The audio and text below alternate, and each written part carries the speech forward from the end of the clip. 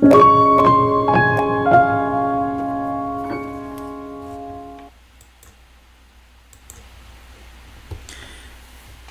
hello. We welcome you to our online book club called Reading River.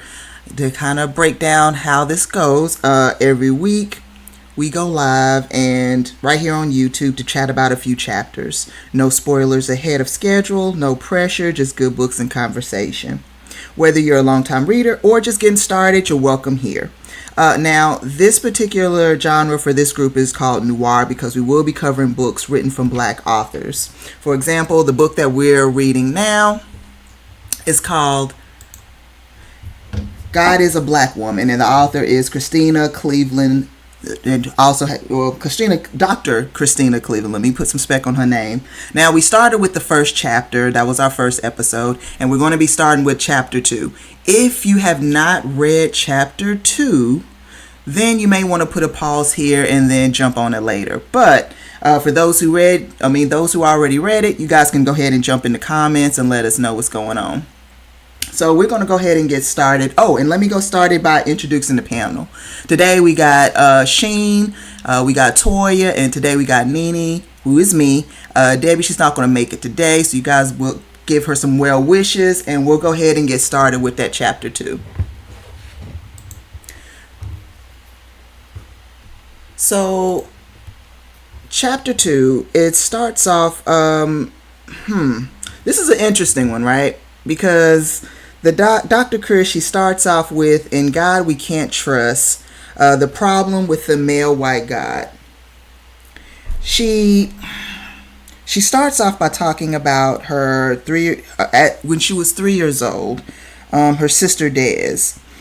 She talks about how the moment my newborn sister Des, and this is page 18 on my digital book, the moment that my newborn sister Des comes home from the hospital, I peered into her crib and instantly recognized her as my kindred spirited sister. This part, related to me because I think, everyone on this panel either has an older or younger sibling, either living or passing.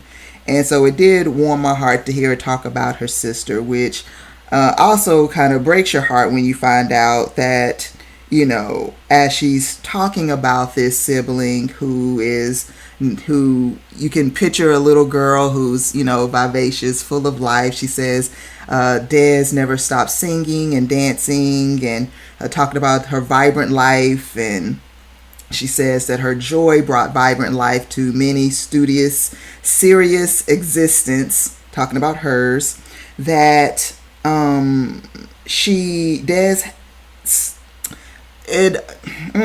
so Des, as she's this vivacious person, it grows to the family, or grows for everyone's knowledge that, Des is actually having, later as she grows up, is having mental episodes.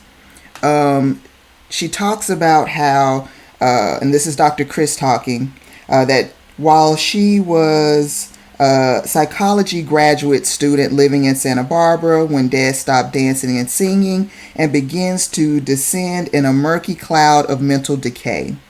Suicide, the S word, sorry, I don't know about YouTube, but the S word, and seizures. Her mental illness became so impossible to manage that she had to drop out of college. She also talks about how Des, the sister, she says her cries pierced my heart as she maniacally screamed into her phone, God wants me dead, God hates me, God is going to off me, for YouTube purposes. I thought what was really interesting, and maybe you guys can let me know, but I don't want to call her an inspiration but let's say an influence as far as why Dr. Chris is a social psychologist. I wonder if that has anything to do with it, because a lot of time people's traumas is, kind of their desire in life, right? Like some people become doctors, some people become lawyers because somebody they witnessed, went against the law system and didn't win. And I was wondering if this was kind of the effect of, or because of her sister, because that would make perfect sense. Right. I thought to move right into this part, and I'll definitely let everybody jump in and you can let me know. But I thought it was interesting when she says, and this is Dr. Chris, though no longer the case today, back then, our earnest black parents were ignorant of the realities of mental illness, shaped by their devout belief in white male God who only deals in the spiritual realm. They assumed that Dez's illness was essentially a spiritual problem and encouraged Dez to praise God more. And then she ends that section by talking about, she says, imagine the terror of slowly losing your grip on reality and not knowing what is happening to you and being told by your parents and your spiritual community that you need to pull yourself together in order to receive God's touch. Where is God then? And she ends that section by saying that. I didn't know if you guys want to jump in before I move into the next part.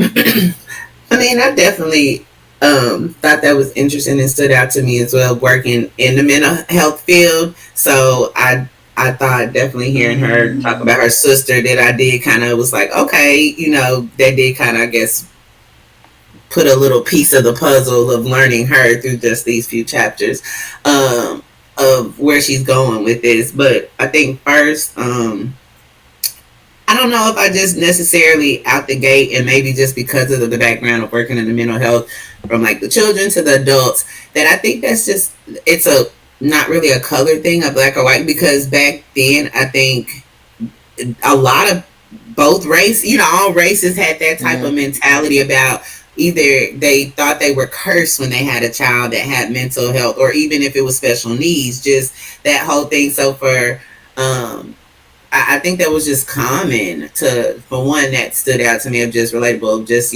like that so many thought like that back then, that it was a curse, or, something with God, you're not living right, or God, is sending this spiritual message, like what you said, like to you, or this kind of thing, like when you have people in your family or something like that with mental health or with like the special needs. So it was just interesting to kind of see, that is so common, like on a lot of races, just working in this field of seeing parents that had kids that were back then, or dealing back then, they didn't really know how to deal with it. You didn't, go to doctors or talk to, at that time, I guess pastors or preachers was who you went to, Right. when you had people that was with the mental. So yeah, I kind of understood where that thinking that she came from, because it is so common within parents or siblings that deal with family members that have the mental health. No, that's a good point. That's a good point.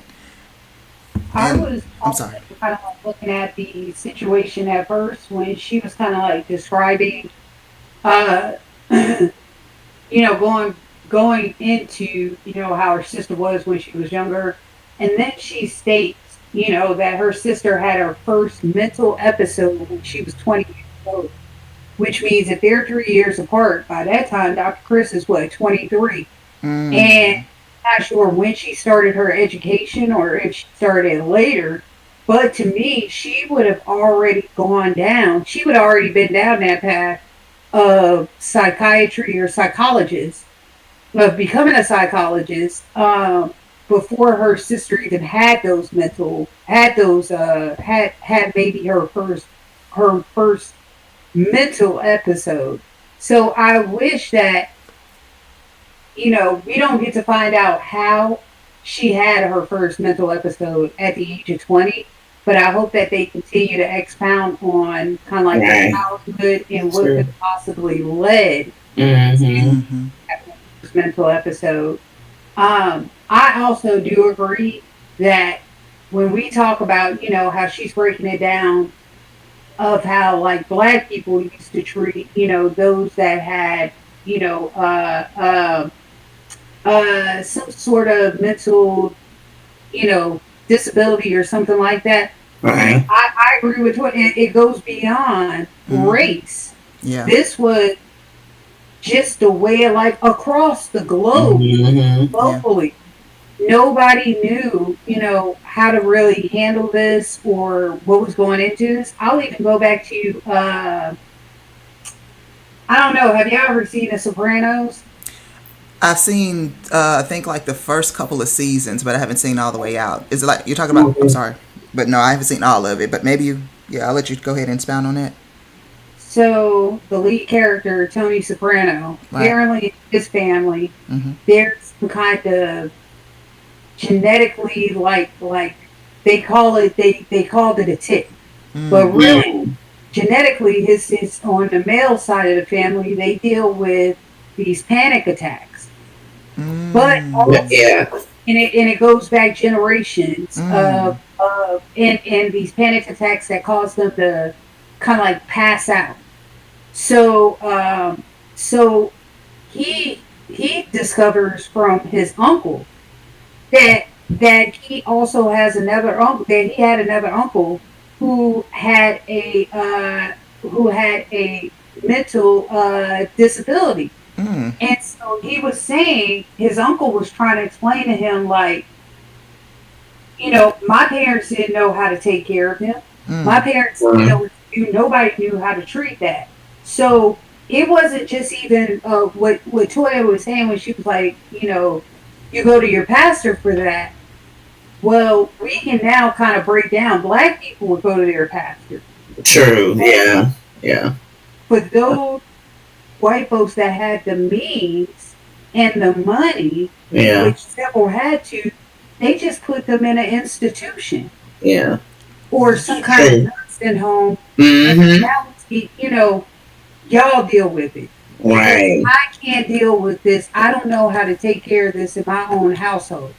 Whereas black people, we had no choice. We was not about to give our Right. kids up to a hospital or a mental institution. Right. No. You're going to stay right here in the household and we are going to try True. to take care of you the best way that we know possible and Right. also go more to our pastor than we do than you would maybe a medical professional. Right. Because you didn't have, number one, you probably didn't have the money Right. Right. or you didn't even have the facilities going. Right. And for that matter, just to piggyback off what you said, did we even trust the hospitals? Right. You know. Exactly. Exactly. Right. Like, would you want to leave they can imagine that Right. you leave your black child in an all white mental institution. Exactly. Yeah. You And might they're, as well leave the yeah. child for dead No, you're right. Then they're already vulnerable, and already. already So, vulnerable. so it was, but also what year, Yeah. she's saying that, okay, I'm I'm thinking, trying to figure that well, out. yeah, when we were reading, she said, I think I was trying to like add it up, but like she mentioned a year, I think in 2010, she was saying that she was like 29 years old. Right. Right. Yeah. So to me, she an 80s baby. Mm-hmm. Right. Right. Yeah. Right. Yeah. That's what. Yeah. I And think. around that time when her sister was born, you're going through the Reagan administration. And Mm-hmm. that administration, remember, they worked hard to close all the mental institutions, Yeah. everything That's a great like that. point. Great You know what I'm point. saying? So now we're Yeah. almost back to square one again. Not Right. like how are we Mm-hmm. addressing this particular this particular part of society. Mm-hmm. Mm-hmm. So it's I don't know. It's kind of like a little. You just have to keep on reading and hope that she continues to. Right. Yeah. Man, y'all cooking early today, ladies. Okay. We didn't went through the Reagan era. Okay. But those are Oh some boy, excellent points. Excellent points. Thank you too. I appreciate that. I appreciate that. Man, and she goes into more detail, which I think may uncover a little bit, but at the same time is going to leave a couple questions, which are great questions. She starts this, I guess, subset of the chapter in God We Can't Trust, and she talks about Dez's first psychotic break, and then she talks about how she took on the role of the official caregiver. She invited Des to live with her after she was released from a 15-month stint in a mental health residential program. So it sounds like they did, they are trying to get her some help, and they did actually put her into a mental health residential program. And it sounds like Des, who has been diagnosed with, let's see, constellation of mental illnesses ranging from schizophrenia to bipolar to major depression, needing hands-on help with bathing, eating, running errands, and managing her psychotic emotions. It says Des was completely overwhelmed by life. And she, being Dr. Chris, was completely overwhelmed as her sister and caregiver. We skate down to the part where Des said, the Dr. Chris said, I cleaned up any messes Des had made in my absence and tried to calm her heaving body and soothe her cries of terror, which often lasted deep into the night. As Des says, God, don't, and for YouTube purposes, it's the K word. So, God, don't hurt me. God, don't hurt me. God, have mercy on me. She shrieked again and again and again. I think, and you guys can tell me if you think, what's interesting, as she's going through these psychotic episodes, I think the part that's kind of not breaking my heart, but yeah, breaking my heart, is that she's saying, God, don't do it. Like she's not saying someone is chasing me, a demon, death, whatever. She's saying God. The first time she was saying, what'd she say? God wants me gone. Well, the D word. God hates me. God is going to off me. God, don't hurt me. God, have mercy. So this is kind of, for me, it's kind of interesting to see that this is in this story, this is the villain, is God. And that's kind of interesting to me. I didn't know if that. I think the way I looked at it, I guess that what so many people do sometimes, it's like she's blaming God, like, because of course her sister wouldn't have who wants to be this way, who wants to have these, nobody's gonna, if they could say or have they wish, so like, God, you had to make her this way, so that's how I took it, like that's how that I felt like in her way of that she was, basically kind of blaming God, but not in that angry kind of tone. I didn't take it in like an angry kind, but in that kind of like begging for mercy, why kind you're of allowing this to happen. You allowed this to happen. You allowed it to be that kind of tone. So not in so much of like an anger, of like you did this to her kind of thing, but just he allowed this to be this way. So like, why did you back to that mindset of like, you why did you curse us or curse her to have to, have this type of, struggle or challenge, is how I kind of took it. So yeah. Oh, that's cool. Not that's cool, but Right. Yeah. Again, I think just my perspective on looking on how she's taking that might just be, well, not might, just because being in this field and sometimes dealing with parents and how they talk about different things or discussions I've had. So I just think even just my view on it may be a little different than how I automatically may just think like this or internalize it in this particular way. So yeah. No, that's a good point. Very good point. That's a good point. Thank you for bringing that up, because I didn't even think of it that way. Like, it was, yeah. I appreciate that. So she moves on to, and this is on my page 21 on my digital book. Despite how God has been described to me and what I was supposed to believe, I never felt more alone. I wanted desperately to believe I wasn't alone, that this God cared about my distress and my sister's health. But I couldn't, because the God I experienced did not match up with the theory. And then she moves to say, but no matter how hard I tried to convince my mind that this God was with me, my black female body told me that he was not. In fact, my black female body told me to be afraid, be very afraid, she whispered in my gut. And then she moves on to what she calls Father Sky God. And in this part, she talks about patriarchal forces. For example, scholars who used more, I guess, forces to, when they was gathering this information, And I'll read this part directly. She says, additionally, scholars who have studied the patriarchal forces in Christianity, Buddhism, Islam, Judaism, and numerous indigenous spiritualities have concluded that the perception of God as solely transcendent and is distinctly masculine idea that only thrives when we silence the more feminine idea of God's intimate presence in our lives. When the female is silenced and God is exclusively masculine, he becomes a detached off-planet God that I call Father Sky God. That was interesting. So then, yeah, that was interesting. That was a lot. And so I was couldn't wait to see what everybody's take on that because I just was like, huh? Yeah, that was a I'm lot. still like that. I'm still a little but then, as we start to read what she starts to get into, what she calls Indo-European or Vikings. Mm-hmm. Essentially, I took it as what more that she's about to get into, Father Sky God, which would be Zeus. Right. And Right. going into Greek mythology when she, kind of hits on. Um, but yeah, that whole, I don't know, the detached off planet god that I can call Father Sky God. I mean, it just basically sounds like another rendition of Zeus.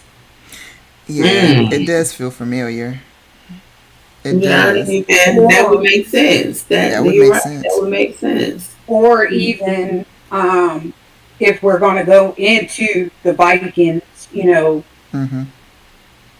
into Vikings history and kind of like their ideology, then it would be instead of Zeus, Odin. Oh, Mm.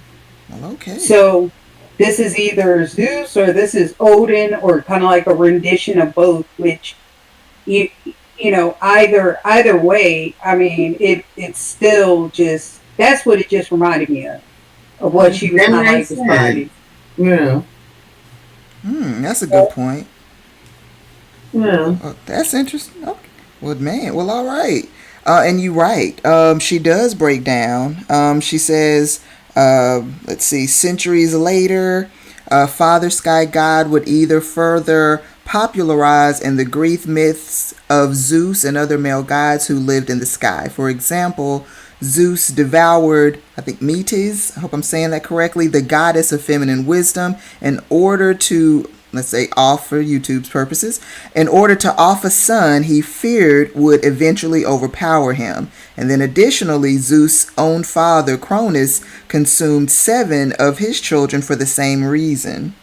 Then she goes to, despite Father God's ongoing and powerful presence in our contemporary society, we have all been exposed to a strong cultural belief that God exists and with us is trustworthy.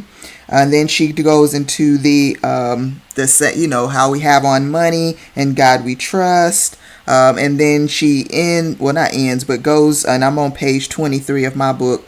She says, due to Father Sky God, we are unable to imagine a God who will meet us at the intersection of our limited understanding of mental illness and a loved one's psychotic break.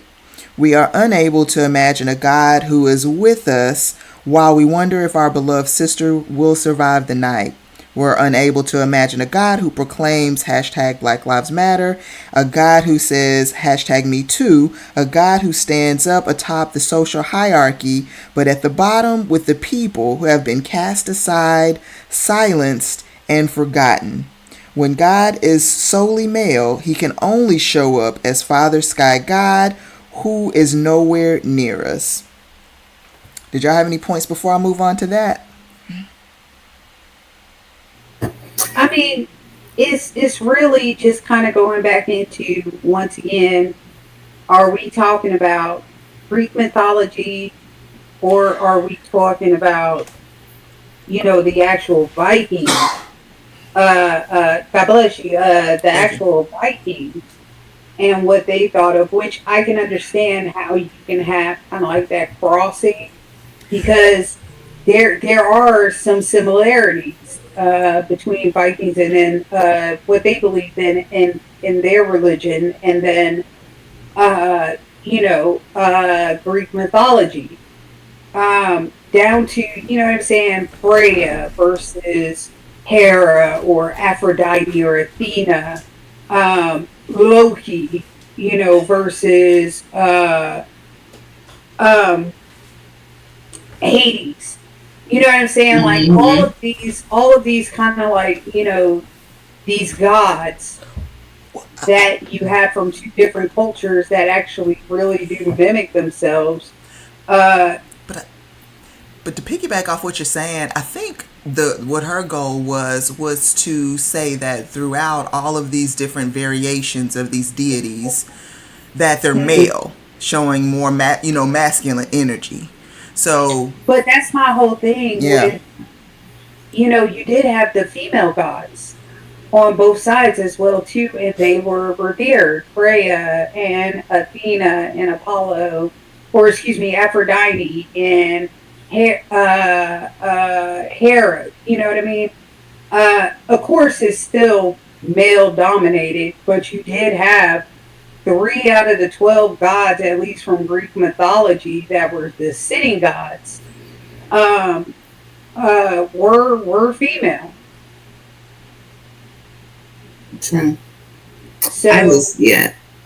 yeah, and It even just was a like when you lot. look at Viking culture, Freya is pretty much up there. Right. You And know what I'm then saying? it really So was. I agree. That makes sense. I wasn't even thinking in that way, like you were saying of even though she said that, and well, it had that in there about the Zeus and the different of like, okay, now I'm thinking of the guys, but I guess for me, with her referencing and just saying, "What that wasn't my experience of God, and this experience of God," it just was seemed like so much a lot that I was just like, okay, she's definitely on a journey. And I just Hmm. like, I'm not gonna think too much on this part. Like, so and I guess that's the thing when you are on your journey and figuring out whatever all the beliefs, I guess, of God and what that may look like for you, is like you may be all over the place. You may be Yeah. from this to this to this. I just was like, okay, I'm just gonna come to that conclusion, and Yeah. maybe more will help me understand The this part verbiage. of what, yeah, she is on. But yeah, that definitely helped a lot with the whole, like, okay, so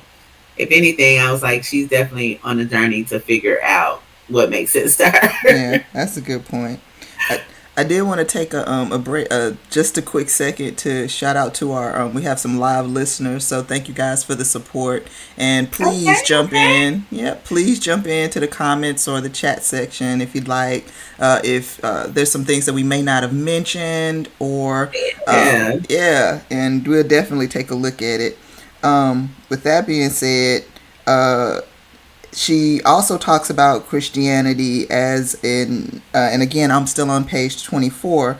She was talking about because Christianity has been dominated by men, many of us make an easy connection between Christ and God the Father, but we rarely envision the Divine Mother who is evident in Christ. And I think that's where she more goes into and the next part, and this is on page 25. So she says, so if mothers are really incredible at being present in our pain, illness, weakness, need, and disillusionment, why don't we typically perceive God as mother? Why doesn't our society's idea of God include mothering and femininity? So then she starts to go into more of the detail of the toxic masculinity of God. And this is where it got interesting. Well, all of it's interesting, but this is where it got Right. more right. Right. So I'm going to kind of skate down to where she says, because this part was like, what? Oh man. Again, I'm still on page 25, and she says, what I didn't know is that the Hebrew people who first heard this story were shaped by the idea that the serpent was a symbol of feminine wisdom. And I was like, what? So she goes Right. into more information, and she says, talk about figurines now. The figurines depict the serpent as feminine wisdom and or the divine feminine. The serpent as feminine wisdom was the broadly held cultural idea. So, when the male leaders retold the creation story, excuse me, their choice to position the serpent of all of the animals in the Garden of Eden as the embodiment of deception was a direct attack on feminine wisdom. Okay, wow, that was interesting. Now, see that one right there. Okay, no lie, that did surprise me Yeah, reading that. But yeah. then when you think about When you it, think about it, yeah. I mean, even today, think about how these jokers will bring up Eve biting the apple, Right. putting the mug. I'm talking about for any situation of Adam rude. did no wrong. They're wrong, and No that women wrong. have been Right. evil He from was the bamboozled. jump And then, because and Eve bit that damn apple from that right. snake Poor and should have Eve. trusted the snake. And now and that's why I got to pay 5 racks a month in child support because that trick bit that damn apple. That's exactly what I mean. And Eve, 2025, they still bringing her up, and dog. I'm like, Eve didn't get no grace. Like, no grace. Like, Mhm. I could have sworn that in the Bible that God told Adam not to go there. Like, I Right. don't remember saying something to Eve. Y'all can let me know if I'm wrong. But somehow Eve was conspiring with the snake. Somehow it was a snake. Yeah. that and, And the thought that snake was a woman. right. How Right. the hell, no?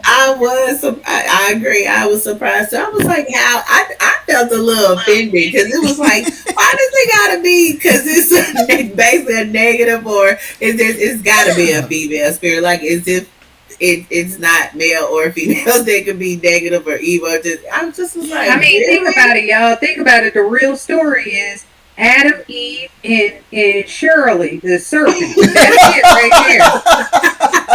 Go ahead, say it with your full chest. They should just went all in on that part in the Bible. They did. But if we look at like what she's saying, I guess what her experience, because it makes me think too, like, well, what background, like what influence was her, like, I guess even foundation to believe and got like to where she's pulling from all this, because I think then that would go into where she's saying this male Christianity of like Mm-hmm. why, it would make sense that, yeah, Adam was, of course he was the one that didn't do, and it was Eve that tricked him into doing it, Right, even right. though he decided to still follow her when he knew he When he shouldn't have, because knew. she was convincing. It does kind of tie into like what she's saying of just that, That the negative males have to be connotation. that superior and Yeah. us be.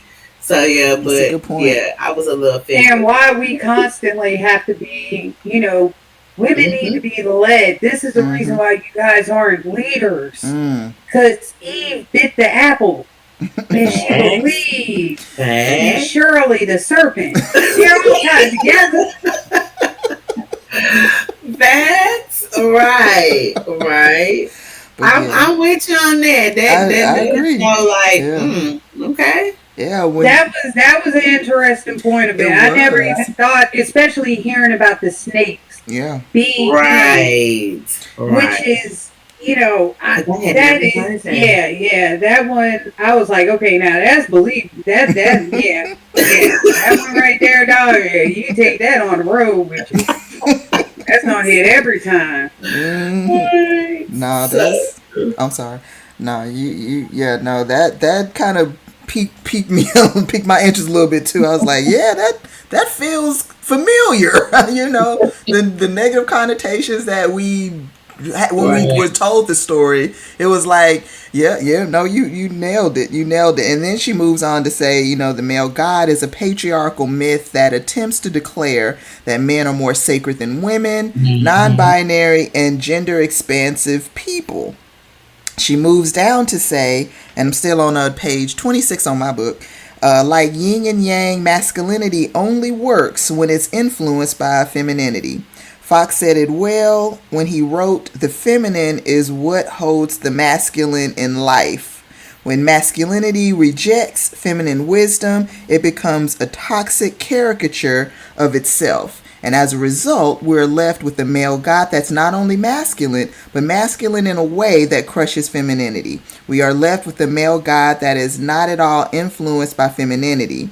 Rather, like the patriarchal Hebrew leaders of old, male God is threatened by femininity. It distances itself from femininity and rewards thoughts, emotions, and behaviors that are fueled by toxic masculinity. I guess I just never thought of it as being a toxic masculinity. Right. I just didn't put those two things together. That's Agree. interesting. I Right. mean, But I yeah, guess it just shows, like, I guess her experiences through learning about God and Christianity and all of that. So, I yeah, agree. yeah. Let's see. I thought what was also interesting is the next point, and I guess I just never thought about it. But then this one was like, what? Okay. She says, however, and I'm on 27. She says, however, the toxic masculinity of male God doesn't just silence women. She says, even more, the gender binary impoverishes our spiritual imaginations, making it difficult for us to see that God exists within the trans and non-binary experiences of gender. As a cisgender woman, I wrestled with this reality as I wrote this book, and I often wondered whether asserting that God is female and feminine further tethers us to a gender binary that excludes trans and non-binary people and insists that femininity is the only legitimate expression of femaleness.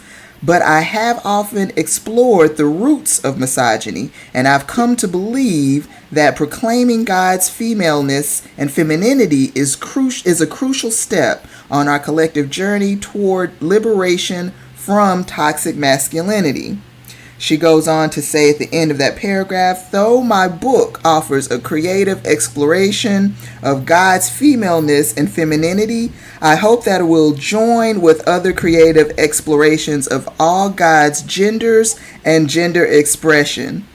To me, this was this was like, to me, and y'all can let me know, this was like her way of saying, to me, of her way of saying, okay, there may be, we may can expound on the different genders of our non-binary experience of gender, but right now we talking about the femininity. So I gotta put myself first, Lucius. I gotta put myself first, and then I'm gonna let y'all come in, and then I hope that in this conversation brings another conversation, meaning that I hope that it will join with other creative explorations of all of God's gender and gender expression. So I thought that was interesting that she touched on that, because I just never thought of it that way.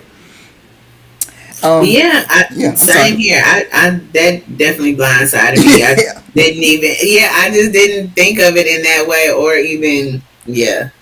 I agreed on that. No. And I think I'm still just kind of. I don't know. I guess because I'm just processing. Like, she really, really. I don't know. Like, I guess I don't know. Yeah. No, I really do, because I just never. I guess even when I was trying to think of like my own journey, when you're even figuring, I guess more so, how did she get there? Like, how did she get to thinking, like, to even go that? I don't even want to say is that far, or that in depth. Yeah. But yeah, I think I'm still, like you said, processing. Yeah, I'm still processing, because I was like, wait, what? Right. So that's why I won't have a lot of comments for today, because I'm like, oh yeah, huh? I think a lot, and I think that's the whole journey, right? So we're on a journey along with her being on this journey. I just wish she would give, I guess, even, or maybe it's going to lead up into that, because I just do feel so far that it's just kind of, at least, like, what can you grab from, or what basis is she pulling from this? Because it's still like, even when she was saying it, bringing her sister, like, none of it is really like flowing. Like, I don't know, you can relate to the other, this makes sense. It's almost like everything is just, okay, a little piece of this or that, just Yeah, randomly thrown at you. So maybe down the road it'll make sense. It's what I keep telling myself. Yeah, I'm thinking that there's gonna be some things that we put a pin in, and then we'll be like, oh Right. yeah, when she Yes. spoke Well, about this, yeah. yeah, perfectly said. I feel like chapter 2 is a lot of thrown pins in. Just keep Good them point. right there. Yeah. Good point. Yeah. Good point. So then she goes into white male god, and a lot of this I'm probably going to skip around because I was like, oh, okay, a lot of these things makes sense. But long story short, she's talking about the God of America, which is a white male god whose identity lies in the fatal intersection of white supremacy and toxic masculinity. She goes into more information, and I'm on page 32 of my digital book. She says to willfully awaken to awareness would require repentance and reparations. So many white people and cisgender men of all races remain asleep and complicit. In fact, white male God banks on their complicity. For as we will see throughout this book, especially in chapters 10 and 11, so like we said, a pin note for that, Right. the intentional and unintentional actions of white people and cisgender men powerfully fuel and maintain white God's dominance. Now, then we move on to what I thought was really interesting, right? Like I said, all of it's interesting, but now we're moving into like, what? Okay. So we're talking about the holy unholy. And we start to talk about black women, okay? You got my ears perked up. What we talking about? Right. She starts off by saying there's something very evil about the way black women the way black women in particular are perceived as distant from the divine. Now that was really interesting. I'm like, okay, sis, let's go. She talks about and she brings up the political scientist Melissa Harris Perry, which I love. She's dope. Believes that the Jezebel stereotype is much more insidious and lasting than most stereotypes. She teaches us hypersexuality was more than a demeaning and false stereotype. This inaccurate portrayal was intentional. Yow. Okay. Then she moves on to the theologian and the psychologist Janiqua Walker Barnes emphatically concurs. The Jezebel stereotype was the first and most predominant image of black womanhood in the United States precisely because it was critical to maintaining not only the American slave economy, but the ideology of white supremacy and black inferiority as a whole. And I'm like, man, like, so. I mean, you got to go back to, and I know that we skipped over it just kind of like a little bit, but before white male God, it was slavery's white Christ. Right. Remember, right. Slave owners used to justify, or not even right. They use the Bible even to this day, not slave owner, but a racist today will justify and quote the Bible, or will stand behind, or will basically use God to justify their evil doings. Yep. We'll twist the words to do that. Yeah. So, to use the Bible or to use any kind of religion to justify raping a woman in mind. I can only speak for myself because I haven't read up on other religions. I don't think Christianity or those that claim to follow Christ. If you look at other religions, you're going to have other individuals that will twist those words to justify raping. Those same kind of ways that kind of like justify that and have been doing it throughout history. Right. So to me, that one is a story of, as old as since we've been, as old as our first ancestors were, stolen and brought to America, to North America, as slaves. They justified even doing that using the Bible. and use particular scriptures, for that. Right. So to me, it's kind of like now tying in the whole Jezebel stereotype. I Mm-hmm. mean, let's talk about it today. Yep. Are are we still overly sexualized? Exactly. Absolutely. Yep. I You know what I'm mean, saying? Are we still, Yeah. instead of saying Jezebel, which I'm sorry, I do use Jezebel. I think it's still kind of important, it's sometimes but it's fitting. Sometimes, hey, you Right. know. but Right. let's do some, you fast. Mm-hmm. You little fast tail heifer. You know what I'm Right. saying? You know what I'm saying? You're too Mm-hmm. young, or you're too this, or you're too that, or you know what I'm saying? Mm-hmm. It's always going to be something that's attached here, and let's not act like, you know, But I but hate to even bring it up, hip hop hasn't brought on a lot of this as well too, to kind Right. of shape or It's like even double down more on that, and not just right. on black women, but as a whole women. Period. Right. I agree. I think you're right. It's using it to justify. We never look at, or like you said, where she too fat, or if a predator looking at a girl that's 13, right. well, her body shouldn't be built like what? It's Like, like so you're right. It's like that. It's the Why person, she wearing them tight jeans? yes, Why she got that using shirt on like that? whatever You know what means I'm to saying? justify. Yeah, I think you hit it with that. It's just using whatever to justify their, whatever, like you said, evil doing, wrongdoings, bad thought, whatever it is, that just trying to find some type of justification instead of seeing themselves. Yeah, I agree with that. and I think that's what is the sucky part, right? Mm-hmm. Because like when we were talking about in the beginning, how the hypersexuality was more than a demeaning and false stereotype, it was intentional. And so Right. now when we think about things nowadays about, hypersexuality, we, like you brought up, women like rap artists, or you bring up predators, predators Mm-hmm. who they're literally justifying their Yeah. thoughts, right? Right. Like it sucks that we as in us specifically, but we as Right. in a country, we as in people, we are Right. perpetuating those things. You know what I mean? Or Like not even that. Nene, let me even take it a step further. You just brought up, like women in the music industry. I wouldn't even tell you.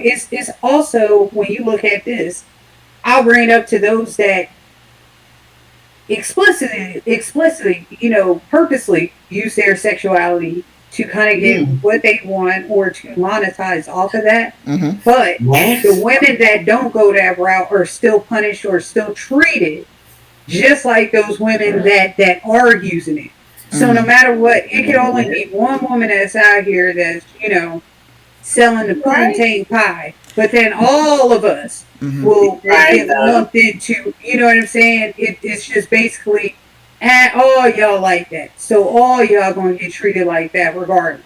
But to piggyback off of what you said, that there are some, and I thought that's what you said. So I apologize, because you're right. I think you just said in hip hop or something. I can't remember exactly. So I think Mm-hmm. I put those words in your mouth. So that's my fault. But to piggyback off of what you said, what even sucks the most is for the women who don't really participate in Mm-hmm. having those kind of songs, which I'm cool with all of it, but it's like they don't get as much hype.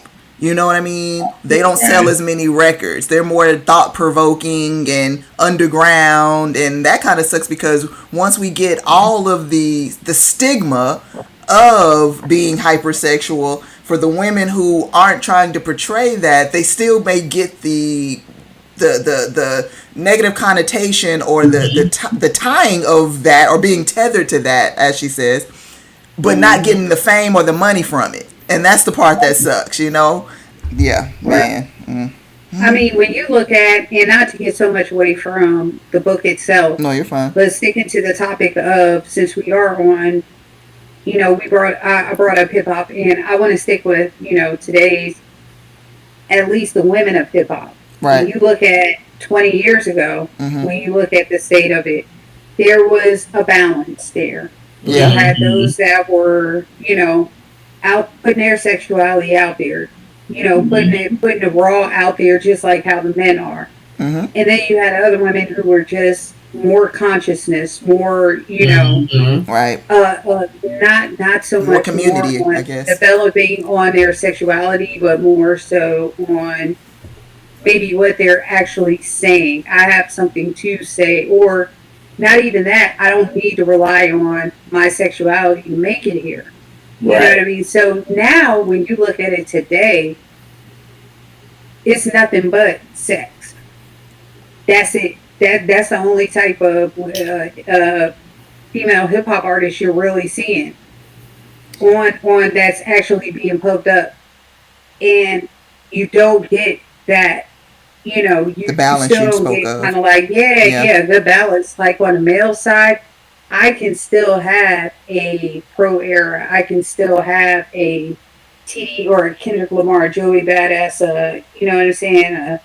Uh, uh, uh, somebody that's actual a big crit. Somebody that actually, you know what I'm saying, that can spit more Then just, than yeah. just, blow your head off, or, Yeah. these hoes, the Bentley, Money, yeah. money, hoes, and You know what clothes, I'm saying? basically. Yeah. Money, George, skirt, that bullshit. You know what I'm saying? Yeah. So it's now we're not getting that with the women anymore. It's just basically, let's push this image. Sex, sex, sex, sex, sex. But I Sex, think, sex, sex, sex, sex, sex, sex. but I think that's the question though, because that's selling.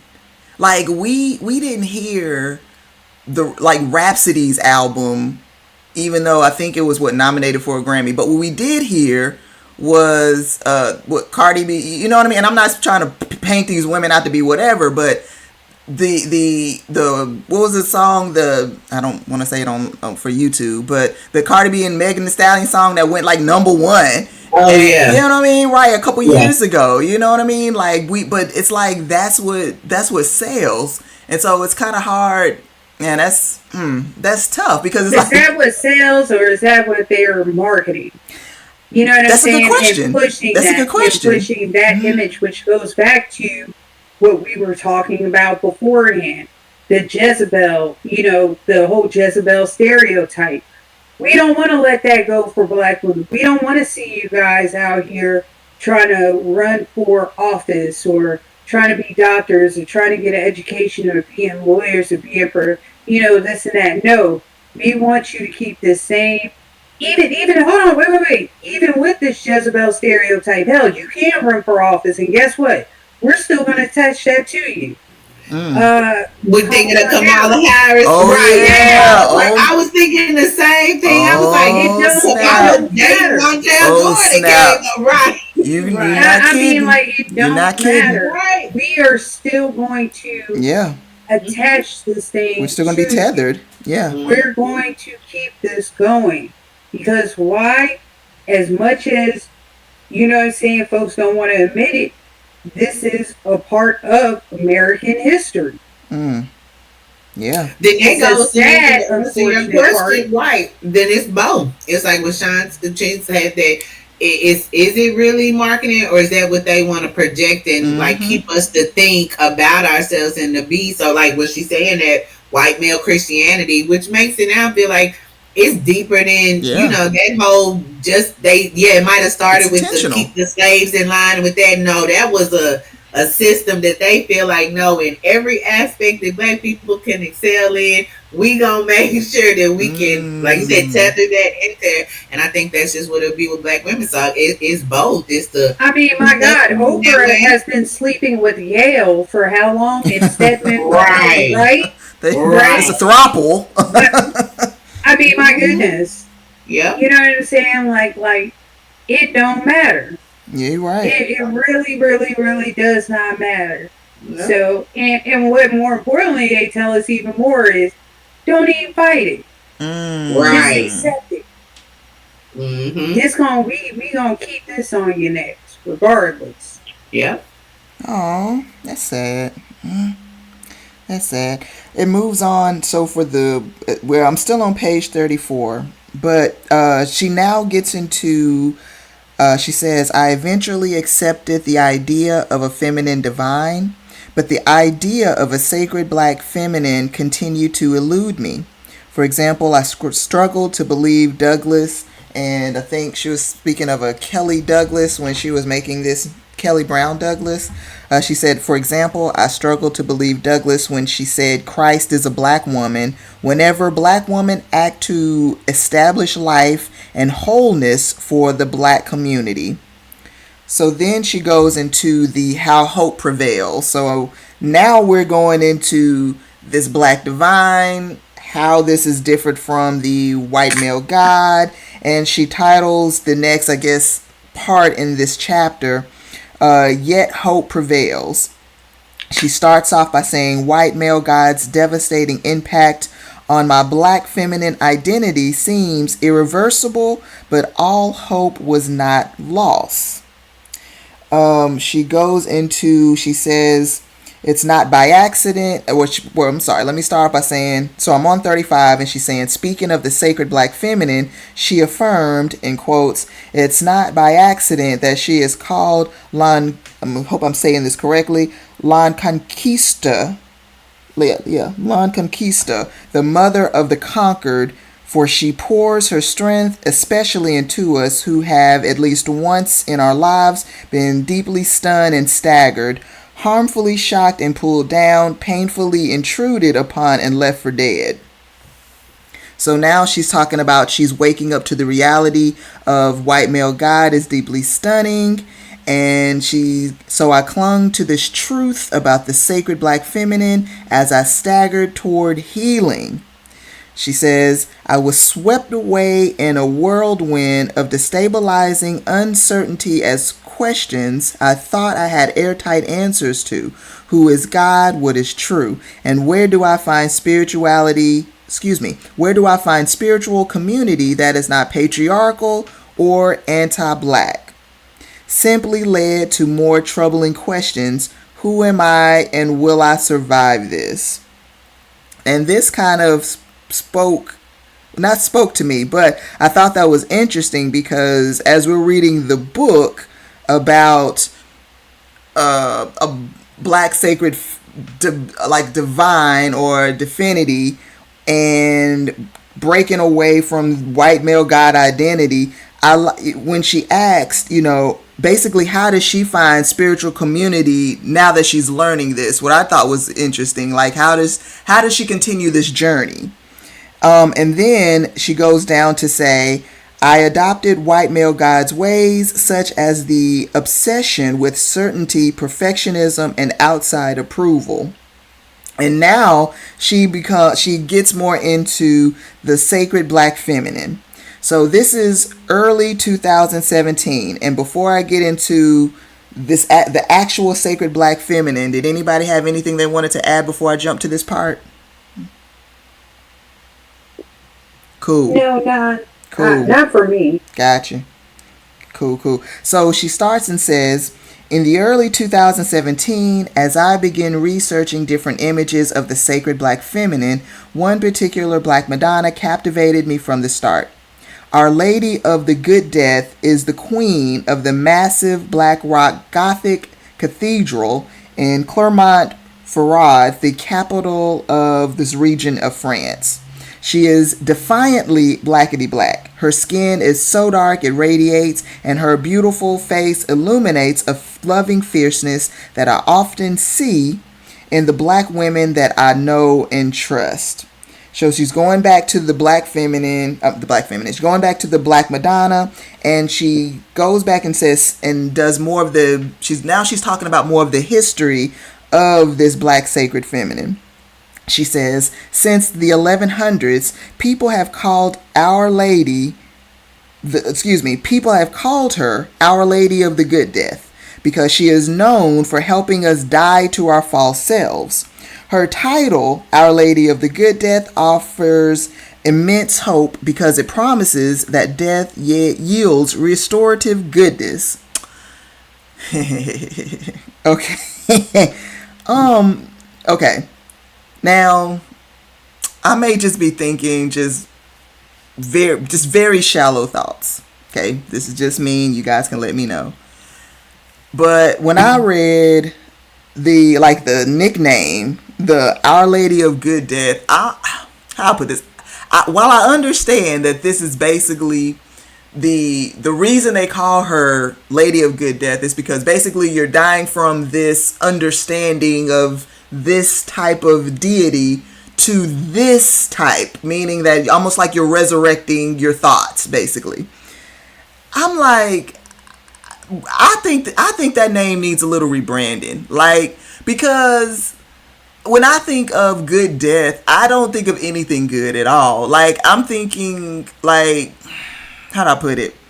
I'm thinking, and again, this is just shallow thoughts. Like, the Lady of Good Death, like, what are we doing? Like, because I'm thinking, like, when I think of good death, I'm thinking like you're passing with your loved ones all around you, like the best, you know what I mean, like something like that. I'm not thinking of a resurrection or now you're about to see true life. You know, like it never, it doesn't remind me of anything good. Like, I don't know if y'all like watch like, I love that cartoon Family Guy, and there's that character that's Death in the cloak and the staff, and you know he walks around touching people and he's hilarious, but you know, and if you look at him, most likely, you know, imply that the vision of this person is going to make you vomit because it's so ugly. And that's what I imagine when I'm thinking of death. You know what I mean? Nothing good about it.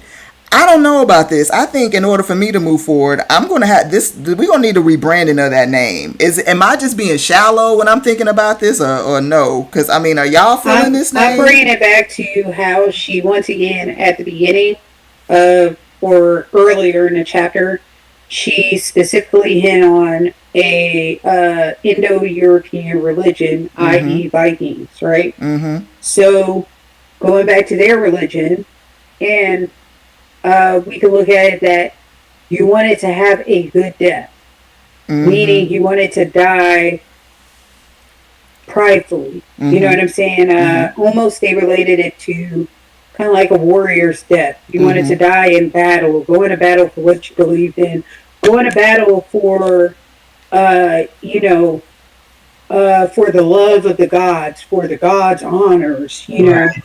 Because remember, in their religion, when you die, but especially if you die in war, if you were or a in warrior battle or in something, life, then you go up to, you know, to be with Odin, and what is it? Every day, all the great warriors come together and they battle, and then at the end of the battle, they all come to the great hall to have a feast, and they keep on doing that over and over again. So, you know, and we've heard about this kind of like in past, I think other past stories, or maybe even in, you know, not mythology, but always hearing about you want to have a good death, even as not even so much today when you have to deal with death, but it's not even dealing with death, but maybe a fighter that's about to lose. They're in a losing situation, but rather than you stop the fight, throw in the towel, no, I want to go out on my own shield. I want to go out, you know, with it, at least with some kind of glory, with some kind of respect, with some kind of, you know, some kind of pridefulness. So that's where I kind of was relating maybe that, you know, Our Lady of Good Death, because of the year also that the Black Madonna, you know, was founded, and how, you know, this could tie into also that time period as well.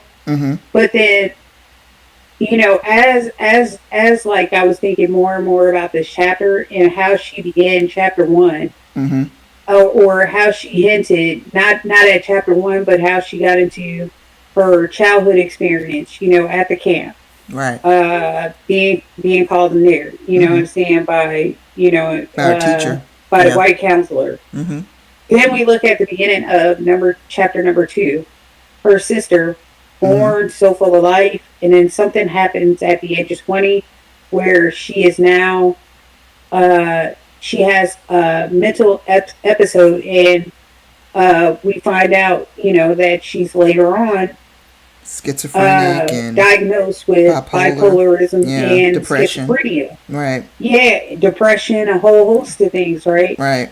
So I think now she's starting, by giving us these little nuggets of her childhood.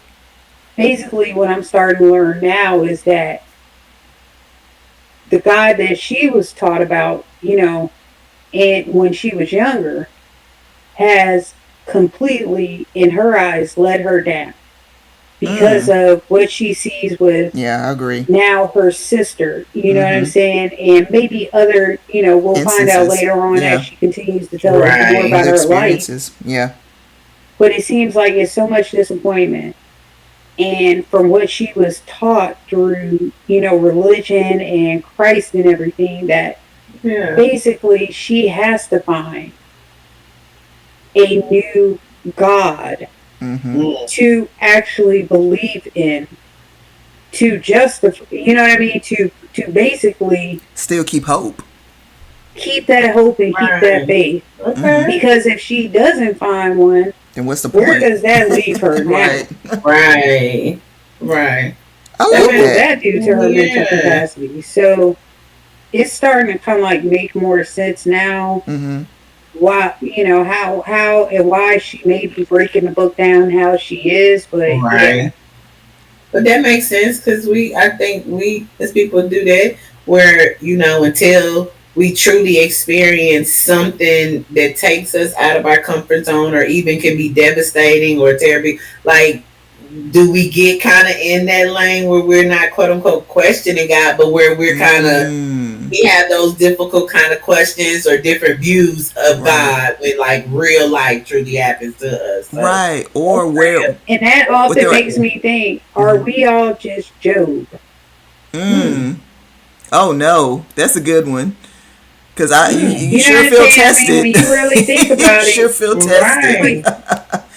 And then it's like, and there's some of us that ask those questions, like, where are you? Like what do I got to do to make you show up? And then we're taught. Remember, it makes me go back to what's the that old story, not the old story, but the old story that we would hear about in church, Footprints, where we were walking and we're like, where are you? I was struggling. And then God at the end will say, I was carrying you the whole time. And and so, but that's what it made me think of. But you're right. It's like, I like how, and so I like the point that you made, Sheen, about the journey of how she got from here to there. Because that does make perfect sense. Because throughout that, you're probably looking through the lens of, like she asks, where's the hope? Where's God? Why would he allow this? And a lot of us, will probably ask those kind of questions throughout different experiences in our lives. So thank you, ladies, for touching on that. I think you was finna say something, Toya, my bad. No. I was just saying, like, she kind of put it in perspective, like, okay, so I knew it had to make something, but just a little early on now, like, okay, that makes sense, like, yeah, and it just made it relatable of like, right, like up until this point, she didn't, I guess, like she was saying with her sister around that age and trying to, like she said, mapping up her age and what time frame it was. There probably was maybe one or very few things that was very traumatic or just real for her to where she even started questioning. So yeah, I agree with Sheen. That definitely makes sense now. Yeah. Well, me personally, I'm going to rebrand her name. I'm with you on that. To the original question, I didn't think as that deep into, but it was just I didn't even think too much on it. So I guess mine was shallow too. I was just kind of like, dang, why should I be called that? Yeah, like what? Like I understood. That makes sense what you said, Shane. It did. Like you said, dying a martyr and the good death. I get that, but it was just still like, I don't know. Like, yeah, because I didn't like the name. All right, Nene, I'm gonna make it to where you're not gonna want to rebrand her. Think about Game of Thrones. Imagine if this was a character, Our Lady of the Good Death. That's a. Come on now, that's. I mean, that whole but see, weight, that's just it. And that whole weight beyond weight right there. Okay. No, but you're not wrong. That's what I'm saying. Like, you're not wrong. I think at this point, though, it's almost like if you're handing, like, for this book, in my mind, it's like handing us the baton to go forward, right? So it's like, you're not wrong with any of that, because I absolutely see it, and thank you for painting that visual and that perspective, because it's like, yeah, I totally get it. That's But gonna if, be my new stage name. I'm not, Hey, I'm our not, lady. I will call you that, and I will man, cheer that for go you. hard. Like, I That will goes cheer. so hard. Me going forward with the baton, I'm going to call her something different. I'm going to call her like Lady True Life or Lady Good Life or I'm something sorry, like. man. Lady Arranged, step aside. Our Lady of the Good Death is here, though. Oh my Like goodness. she gonna have like names. She gonna have different names like Kendrick Lamar. So you can call you can call her, Lady of Good Death. I'm gonna be like, moving forward. Just call me OLGD, baby. Oh my goodness. Like I think there's gonna need to be some digging. I was like, well, rebranding they going put some on. respect on her name, though, for real. I'm not mad. I feel you. The thought of it being like, oh, being called that after I'm gone. The thought of it, I guess because I'm still living. Right. I'm like. Hey, I get it if you go. Play with her. No, think about it. Think about how the negative connotation that you have, that they, with the word Jezebel, and how you attach that to black women. They could have easily called the Black Madonna Our Lady of Death. Mm-hmm. And then we be talking about that, and then, well, how come she got to be named? Because they ain't got nothing good in it. Okay, that's just straight up murking season right there. At least we get the good death. You know what I'm saying? That's real. Again, I'm not against it. I'm saying that like I'm gonna have a nickname for the lady. So she gonna have two nicknames. I'm already thinking of a chain right now, boy. When next time that you see me for real, I'm gonna have them initials. OLGD. Have it on the t-shirt. I was looking to say, maybe just say the initials. That already OLGD. For real, right? Ooh. Well, I'll go ahead. I mean, Our Lady of the Good Death Chocolate Cheesecake. Bam! What? My goodness. I don't know about. I'm gonna let y'all decide if y'all gonna eat some of it, because I mean, let me see the ingredients first. Oh my goodness! Oh my goodness! But ladies though, but yeah, no, I hear you on that. Because she, so to wrap up this chapter, because I think that's how she ends it, and she talks about, if you're eager to go on this journey with me, you can trust that Our Lady of the Good Death stands with you and steadies you too. And no matter your racial or gender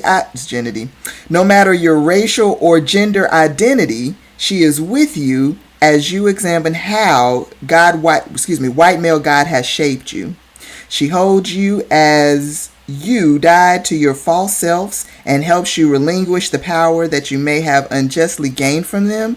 And she guides you to your true identity in the arms of the loving, sacred black feminine who is always available, always present, and always empowering.